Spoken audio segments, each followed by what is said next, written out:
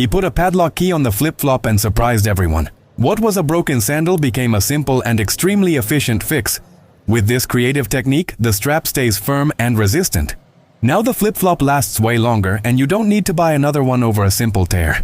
Practical, cheap, and functional. One of those ideas that saves the day without spending a thing.